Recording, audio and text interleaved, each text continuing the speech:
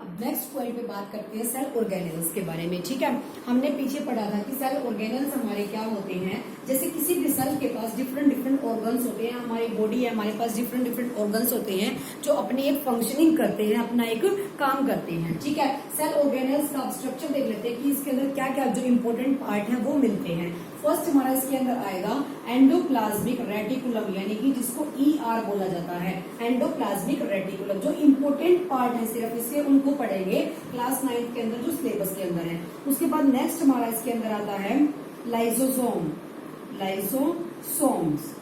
Third हमारा इसके अंदर आएगा Golgi apparatus, Golgi apparatus. Fourth हम पढ़ेंगे इसके अंदर प्लास्टिड्स के बारे में, प्लास्टिड्स के बारे में।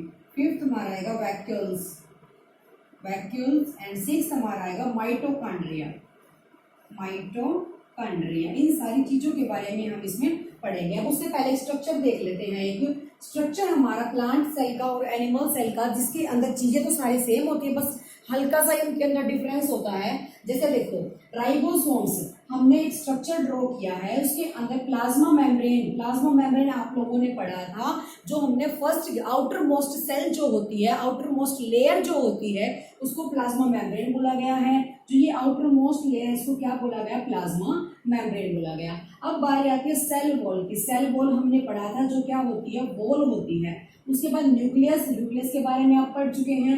नेक्स्ट लाइसोसोम, ये छोटे छोटे डॉट जो लाइसोसोम। उसके बाद जो ये पैरेलल की शेप में हमें गिवन है इसको गोल्जी अपरेटस बोला गया। उसके बाद क्लोरोप्लास्ट बोला गया इस वाले पोर्शन को। जो क्लोरोप्लास्ट जो किसका पार्ट है, प्लास्टिड्स का पार्ट है। ठीक है, उसके बाद बारी आती है ER यानी कि एंडोप्लाज्मिक रेटिकुलम, इनको बोला गया। उसके बाद ये नीचे बनाना की शेप में क्या है, माइटोकॉन्ड्रिया। उसके बाद जो कितना भी खाली प्लेस है जहाँ लिक्विडिटी होती है वहां क्या है, साइटोप्लाज्म। अब जितने भी हर जगह पे आपको शो हो रहे हैं इन सबको क्या बोला गया है, एंडोप्लाज्मिक रेटिकुलम बोला गया है। ठीक है, ऊपर हमारा क्या है, राइबोसोम। और ये डबल लेयर स्ट्रक्चर तुम्हें गिवन है। इसी तरीके का स्ट्रक्चर हमारा प्लांट सेल में और सेम एज किसमें, एनिमल सेल में। थोड़ा बहुत इन दोनों में डिफरेंस होता है। अब बात करते हैं इसके फर्स्ट पार्ट की, सेल ऑर्गेनेल्स के फर्स्ट पार्ट की, जिसको बोला गया है एंडोप्लाज्मिक रेटिकुलम। एंडोप्लाज्मिक रेटिकुलम के ऊपर बात करते हैं।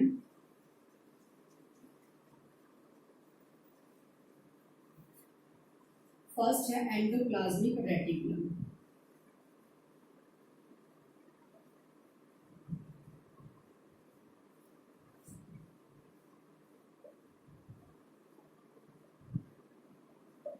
एंडोप्लाज्मिक रेटिकुलम यानी कि ER।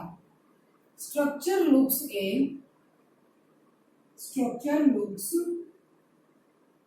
Plasma membrane. इसका जो स्ट्रक्चर होगा वो किसकी तरह होगा, प्लाज्मा मेम्ब्रेन की तरह होगा। और ये बना किससे होता है, किसको अरेंज, यानी कि ट्यूब्स एंड सीड्स को, ट्यूब्स एंड सीड्स को अरेंज करता है, ट्यूब्स एंड सीड्स को। जो एंडोप्लाज्मिक रेटिकुलम है 2 टाइप्स का होगा, SER एंड सेकंड हमारा होगा RER। SER और RER का क्या मतलब होता है, smooth endoplasmic reticulum, rough endoplasmic reticulum. ये 2 टाइप्स होते हैं एंडोप्लाज्मिक रेटिकुलम के। अब SER एंड RER क्या होगा उसके बारे में देखो।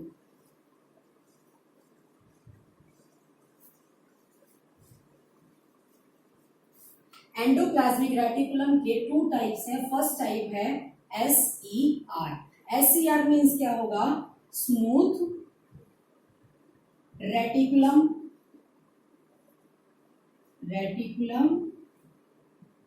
एंडोप्लाज्मिक रेटिकुलम, एंडोप्लाज्मिक आएगा बीच में, स्मूथ एंडोप्लाज्मिक रेटिकुलम। ठीक है, अब बात करते हैं कि स्मूथ एंडोप्लाज्मिक रेटिकुलम का क्या काम है। सबसे पहले यहाँ क्या रेडी होगा, मैन्युफैक्चरिंग किसकी, फैट मॉलिक्यूल्स की एंड लिपिड्स की। तो फर्स्ट पॉइंट तुम इसका लिख सकते हो, बना किससे होता है, made up of tubules, made up of tubules, यानी कि ट्यूब लाइक छोटी छोटी ट्यूब से बना होगा, पतला।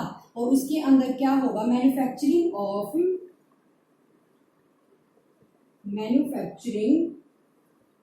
of fat molecules, मैन्युफैक्चरिंग किसकी होगी, फैट मॉलिक्यूल्स की एंड लिपिड्स की। ठीक है, स्मूथ जो एंडोप्लाज्मिक रेटिकुलम है वो ट्यूबल्स का बना होगा, यानी कि ट्यूब्स लाइक स्ट्रक्चर का, और मैन्युफैक्चरिंग किसकी होगी, फैट मॉलिक्यूल्स की और लिपिड्स की होगी। ठीक है, अब नेक्स्ट बात करते हैं किसके बारे में, RER के बारे में, यानी कि rough endoplasmic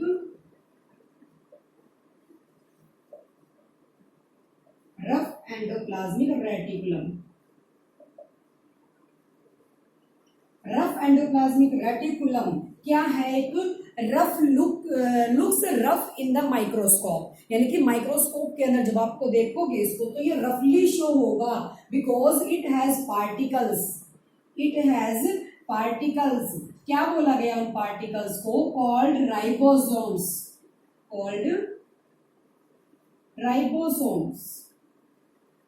Ribosomes. What is ribosomes? Ribosomes are the site of manufacturing of proteins.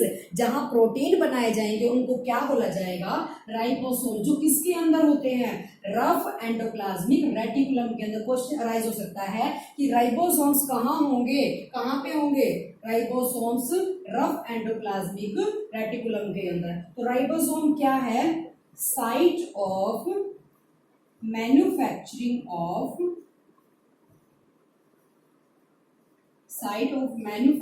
Of proteins की मैन्युफैक्चरिंग की क्या है, साइट है। और जो भी डिफरेंट प्लेसेस है वहां पे उसको प्रोटीन्स को भेजने का काम भी कौन करता है, इसी के अंदर होगा, RER के अंदर होगा। ठीक है, और जब सेल है उनकी सेल की बिल्डिंग को मेक जब किया जाएगा तो वहां पे जो मेम्ब्रेन होंगे, सेल मेम्ब्रेन्स होंगे, उनकी बिल्डिंग जब बनाई जाएगी कंप्लीटली, उसको बोला गया मेम्ब्रेन ऑर्गेनेसिस। ठीक है, उसके बाद बात करते हैं हम कि इनका फंक्शन, यानी कि इनके काम क्या है, फंक्शनिंग क्या है।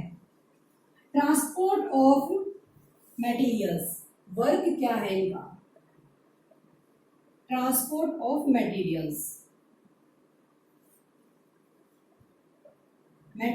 यानी कि कोई भी चीज भेजने का काम, इनसाइड और आउटसाइड। ठीक है, सेकंड हमारा इसका क्या काम बनेगा, ये एक फ्रेमवर्क रेडी करता है, किसके लिए, केमिकल एक्टिविटीज के लिए। Framework of surface for chemical activities.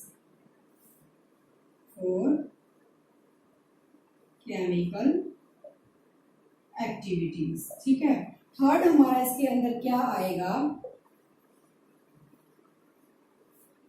it detoxifying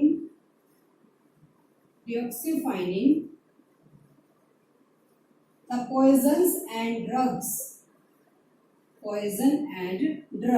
जितना भी जहर यानी कि पॉइजनस चीजें होंगी उनको कन्वर्ट, डिटॉक्सिफाइंग यानी कि उनको कन्वर्ट कर देगा सिंपल सेल के अंदर।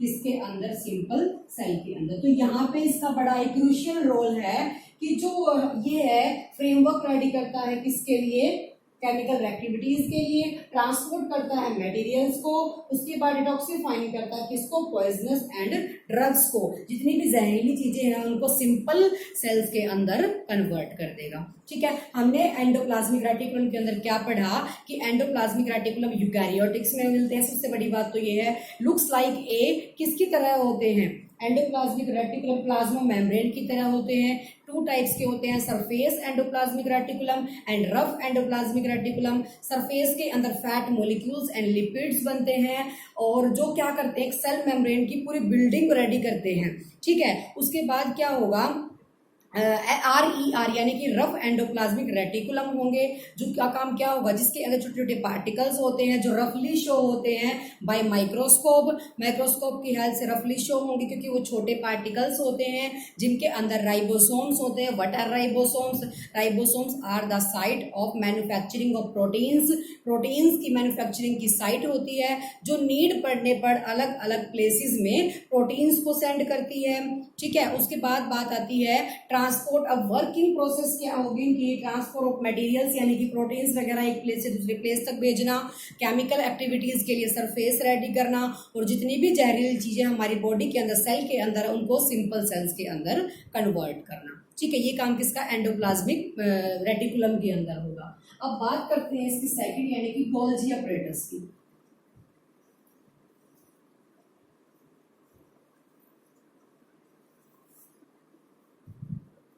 सेकंड है गोल्जी अपरेटस।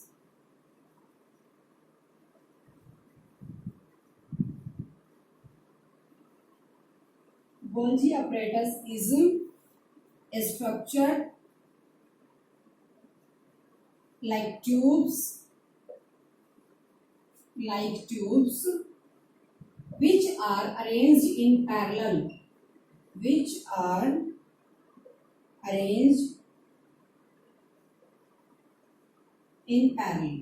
जो पैरेलल फॉर्म में क्या होगा, अरेंज होगा, ट्यूब्स टाइप के स्ट्रक्चर्स होते हैं सेल के अंदर जो पैरेलल फॉर्म में क्या है, अरेंज है। अब इनका काम क्या है, जो इनका वर्क है, जो इनके फंक्शंस है वो क्या है, जितना भी हमारा मटेरियल कहाँ रेडी हुआ है, एंडोप्लाज्मिक रेटिकुलम में जो हमने फैट बनाया है या कोई भी चीजें वहां रेडी हुई हैं, उसको पैक करने का काम किसका है, गोल्जी अपरेटस का है। उसको पैक करना, डिस्पैच करना, वो सारा काम किसका, गोल्जी अपरेटस का है। पहली तो बात इसके अंदर भी यही आएगी कि synthesising material, synthesized material in endoplasmic reticulum, material in ER के अंदर जितना भी हमारा मटेरियल सिंथेसाइज हुआ है उसको पैक्ड, डिस्पैच एंड स्टोरेज का काम किसका है, बाय गोल्जी कॉम्प्लेक्स। इसके हेल्प से ही सारा क्या होगा, ट्रांसपोर्ट होगा। तो सेकंड तुम इसके बारे में लिख सकते हो, ट्रांसपोर्ट ऑफ मटेरियल्स कहां से कहां तक, साइटोप्लाज्म से न्यूक्लियस तक। हमने बार बार वही स्ट्रक्चर पढ़ा है, न्यूक्लियस है, यहाँ साइटोप्लाज्म है, यहाँ से न्यूक्लियस तक और न्यूक्लियस से साइटोप्लाज्म तक मटेरियल्स को सेंड करने का काम किसका है, गोल्जी अपरेटस का है। यहाँ लिख लो साइटोप्लाज्म टू न्यूक्लियस। ठीक है, जो फूड हमने, जो मटेरियल हमने कहाँ रेडी किया, एंडोप्लाज्मिक रेटिकुलम में, उसको पैक करना, स्टोर करना, डिस्पैच करना, वन प्लेस से दूसरे प्लेस पे भेजना, सारा काम किसका, गोल्जी अपरेटस का है। तो transfer of materials from cytoplasm to nucleus and nucleus to cytoplasm कौन काम करेगा, गोल्जी अपरेटस करेगा। ठीक है, तो ये पढ़ा हमने किस के बारे में, एंडोप्लाज्मिक रेटिकुलम के बारे में पढ़ चुके हैं, जिसके अंदर SER एंड RER पढ़े। उसके बाद नेक्स्ट पढ़ा हमने गोल्जी अपरेटस, ये इसी से रिलेटेड था, जो ट्रांसपोर्ट करने, जो जितना भी मटेरियल सिंथेसाइज्ड हुआ है ER के अंदर, उसको डिस्पैच करना, स्टोर करना, पैक करना और सेंड करने का सारा काम किसका है, गोल्जी अपरेटस का है। जो looks like a parallel, arrange किसके तरीके से है, पैरेलल की फॉर्म में अरेंज है किसी भी सेल के अंदर।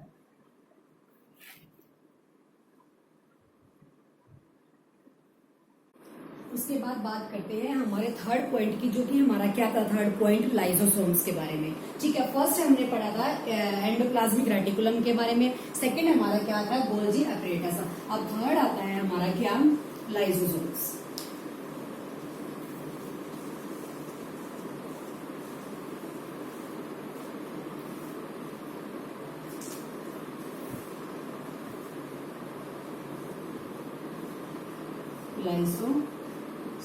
लाइसोसोम क्या होंगे, मेम्ब्रेन बाउंड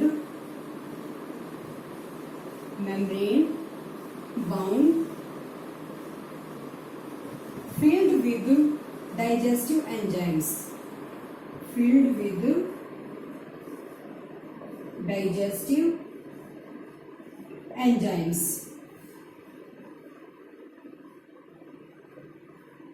जहां पे भी डाइजेस्टिव एंजाइम्स होंगे उससे फिल्ड होगा क्या, लाइसोसोम वाला पार्ट।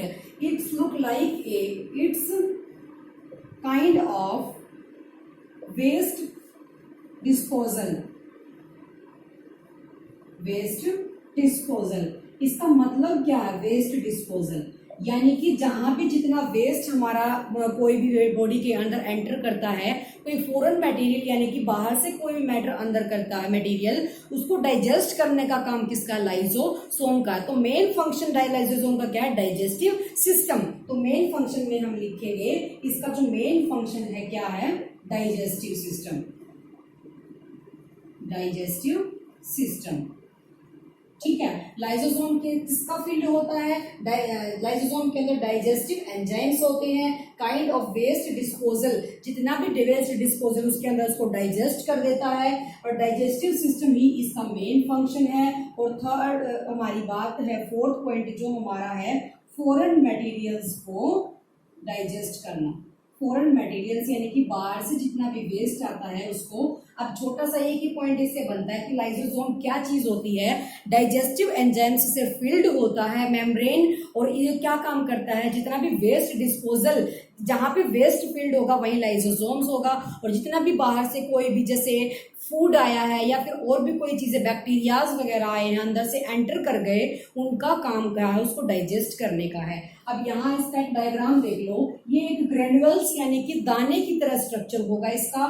जैसे मान लिया ये सेल है, इसके अंदर ये छोटा सा क्या होगा, लाइसोसोम्स होंगे। अब यहाँ से कोई भी बाहर से मटेरियल इसके अंदर एंटर करता है, मान लिया यहाँ कर गया, तो सेल के अंदर इसको बर्स्ट होने से पहले, फटने से पहले, ये लाइसोसोम इसको अपनी तरफ अट्रैक्ट कर लेगा और क्या कर देगा, डाइजेस्ट कर देगा, जिसकी वजह से जो सेल है वो हमारा बचा रहता है। यानी कि जो एक्सटर्नल हमारा मटेरियल कोई भी सेल के अंदर एंटर करता है, उसको डाइजेस्ट करने का काम किसका है, लाइसोसोम्स का है। इसीलिए इसको क्या बोला गया है, सुसाइड बैग भी बोला गया है, सुसाइड बैग्स बोला गया है, किसको, लाइसोसोम्स को।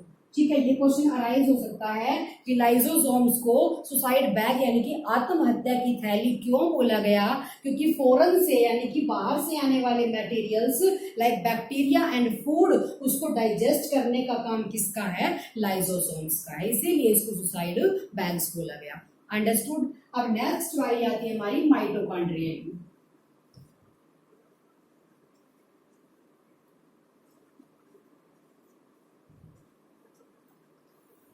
फोर्थ पॉइंट है माइटोकॉन्ड्रिया, माइटोकॉन्ड्रिया स्पेलिंग देख लेना। माइटोकॉन्ड्रिया क्या चीज होती है, mitochondria is the power house of the cell. Cell के पावर हाउस यानी कि सेल को जब सारी चीजें बिजली या फिर कोई भी एनर्जी मिलती है, वो सारी कहां से मिलती है, माइटोकॉन्ड्रिया से। सबसे पहली तो बात यही है, power house of the cell, power house of the cell बोला गया माइटोकॉन्ड्रिया को। ठीक है, सेकंड हमारी अभी क्वेश्चन भी 1 नंबर में बन सकता है कि जो power house of the cell है वो किसको बोला गया, माइटोकॉन्ड्रिया को बोला गया। सेकंड हमारा क्वेश्चन ये है कि वो डबल मेम्ब्रेन है, डबल मेम्ब्रेन। डबल मेम्ब्रेन किस तरीके से, वन पार्ट इज यानी कि outer is porous, outer is porous and inner is folded, and inner is folded. जो उसका अंदर वाला पार्ट है वो फोल्डेड होता है। वो किस तरीके से स्ट्रक्चर होगा उसका, मान लिया ये कोई स्ट्रक्चर है माइटोकॉन्ड्रिया का, इसके अंदर इस तरीके की फोल्ड में क्या होगा, यानी कि जो बाहर वाली साइड है आउटर वाली वो तो पोरस होगी, और जो इनर वाली है वो क्या होगी, हमेशा फोल्डेड, यानी कि जो पोर्शन ये है ये फोल्डेड है। ठीक है, अब इसका काम क्या है, इसका फंक्शन क्या है, फोल्डिंग वाले का, इनर वाले का, ये इतना स्पेस गैदरिंग कर देता है, वहां पे इतना स्पेस बना देता है ताकि एनर्जी एटीपी की फॉर्म में वहां स्टोर्ड हो सके। तो इसका मेन फंक्शन और क्या रह गया, third, stored and manufacturing the energy, stored and manufacturing the energy, manufacturing energy in the form of ATP, in the form of ATP.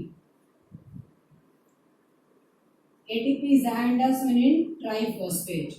ठीक है, तो फोर्थ पॉइंट हमारा इसके अंदर क्या बनेगा, माइटोकॉन्ड्रिया के अंदर कि जो एटीपी है वो क्या होती है, ATP is the site of energy, energy की साइट होती है सेल के अंदर जो केमिकल रिएक्शंस के अंदर हमारी यूज होगी। जैसे हमने फोटोसिंथेसिस प्रोसेस किया उसके अंदर क्या था, एटीपी स्टोर्ड कर रहे थे हम कहाँ पे, जब केमिकल रिएक्शन हो रही थी वाटर के साथ एयर की यानी कि कार्बन डाइऑक्साइड लेके प्लांट्स की, तो वहां क्या था एटीपी के अंदर एनर्जी स्टोर्ड हो रही थी। अब ये काम किसका है, माइटोकॉन्ड्रिया का, क्योंकि माइटोकॉन्ड्रिया ही सारी एनर्जी देता है किसको, सेल्स को। सेल्स के जो पावर हाउस है वो माइटोकॉन्ड्रिया को बोला गया। माइटोकॉन्ड्रिया के अंदर एनर्जी स्टोर्ड होती है एटीपी की फॉर्म में, जहां पे क्या होगा वो एनर्जी को ट्रांसपोर्ट कर सकता है सेल्स के अंदर। ठीक है, डबल मेम्ब्रेन होता है, एक तो हमारा क्या होगा पोरस, आउटर और इनर वाला फोल्डेड होगा। अब उसके बाद नेक्स्ट पॉइंट ये है कि जो माइटोकॉन्ड्रिया है उसका अपना डीएनए होता है और वो इतना कैपेबल होता है कि वो अपने प्रोटीन्स खुद बनाता है। तो फोर्थ पॉइंट इसका ये होगा, इसका ओन डीएनए है and able for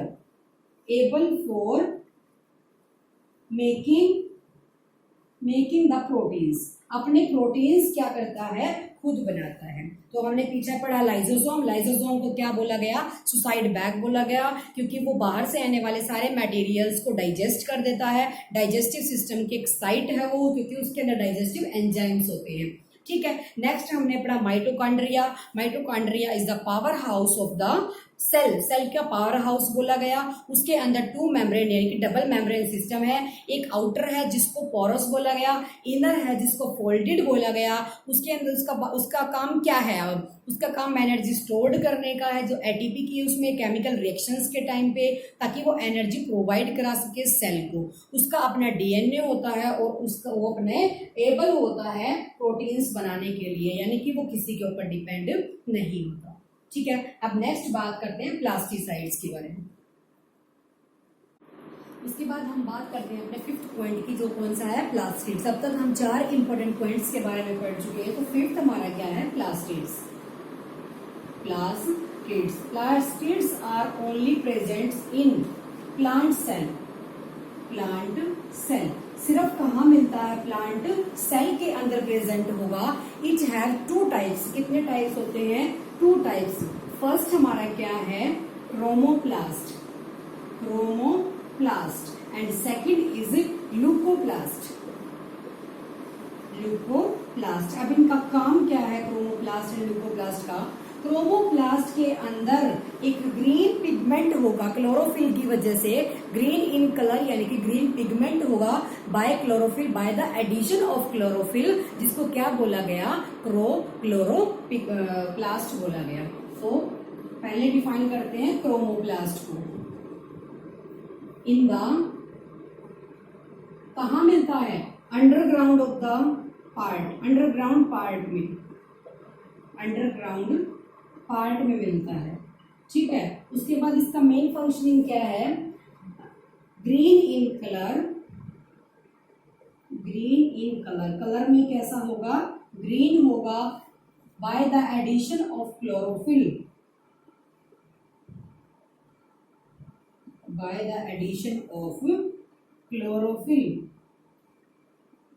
and also yellow and orange, और क्लोरोफिल के एडिशन के बाद येलो और ऑरेंज भी होता है। ठीक है, उसके बाद इसका जो मेन फंक्शन है क्लोरोप्लास्ट का वो क्या है, हेल्प इन फोटोसिंथेसिस प्रोसेस।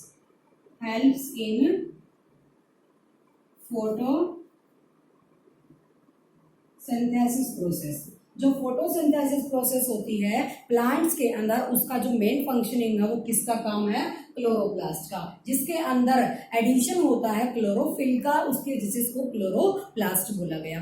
ठीक है, अब नेक्स्ट इसका हमने पढ़ा ल्यूकोप्लास्ट। ल्यूकोप्लास्ट सेकंड टाइप है, इसका काम क्या है, leucoplast is the primary organelles,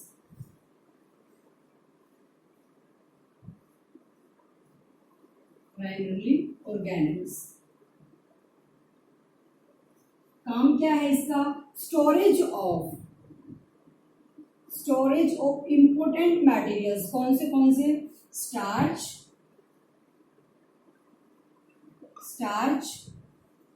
oil and protein granules,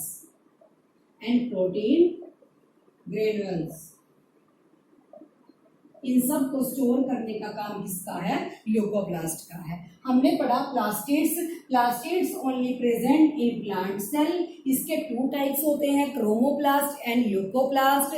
chromoplast is important role किसके अंदर? फोटोसिंथेसिस के अंदर। And leucoplast is the storage of starch, oil and protein granules, इनकी स्टोरेज करता है। और इसका भी माइटोकॉन्ड्रिया की तरह अपना डीएनए और अपना राइबोसोम्स होते हैं, डीएनए एंड राइबोसोम्स। अंडरस्टूड? ये था हमारा प्लास्टिड्स के बारे में। ठीक है, ओनली कहाँ प्रेजेंट होंगे? प्लांट सेल के अंदर। अब लास्ट हमारा बचता है क्या? वैक्यूल्स।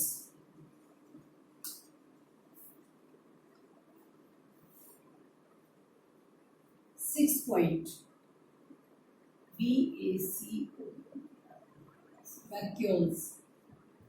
वैक्यूल्स हमारा किस काम का है? Vacuoles is the site of storage of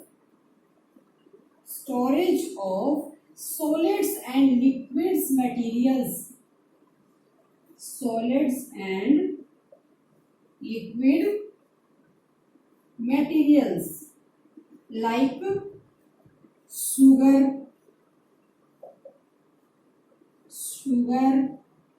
amino acid, जो हमने फोटोसिंथेसिस में पढ़ेंगे हम, अमीनो एसिड, ये सारी चीजें इनको स्टोर करने का काम किसका है?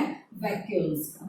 ठीक है, उसके बाद जितना भी एक्सेस में वाटर, जैसे सिंगल सेल स्ट्रक्चर है अमीबा, उसको भी फूड कंटेन करने का काम किसका है? वैक्यूल्स का है। Single cell amoeba.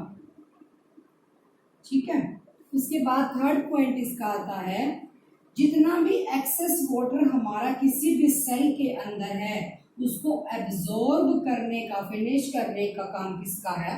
वैक्यूल्स का होता है। तो वैक्यूल्स क्या है? Storage of the materials, solids and liquids, इन सब की स्टोरेज का काम करता है। एक्सेस में जो वाटर सेल के अंदर है उसको एब्जॉर्ब करने का काम करता है। और जो भी हमारा सिंगल सेल स्ट्रक्चर यानी कि अमीबा वगैरह को फूड कंटेन करवाता है वैक्यूल्स। अंडरस्टूड? ये थे आपके जो 6 पॉइंट इंपॉर्टेंट थे किसके अंदर? सेल ऑर्गेनेल्स के अंदर। ठीक है, हमने सबसे पहले पढ़ा था सेल्स के बारे में, सेल किससे बने हैं, कितने टाइप्स के होते हैं, इस चैप्टर में हमने पढ़ा है। उसके बाद सेल ऑर्गेनेल्स के बारे में, सेल ऑर्गेनेल्स प्लाज्मा मेम्ब्रेन के बारे में, उसके बाद न्यूक्लियस के बारे में, साइटोप्लाज्म के बारे में, फिर उसके बाद हमने पढ़ा सेल ऑर्गेनेल्स यानी कि एंड वो सबसे पहला ER पढ़ा। उसके बाद जो सेकंड है वो हमने प्लास्टिड्स, राइबोसोम्स, माइटोकॉन्ड्रिया, ये सारी चीजें जो 6 पार्ट इसके जो इम्पोर्टेंट आपके सिलेबस के अंदर। अंडरस्टूड? दोबारा से वीडियो देखेंगे, 2 बार कम से कम देखेंगे तो ये आपको सारा लर्न हो जाएगा। Thank you so much.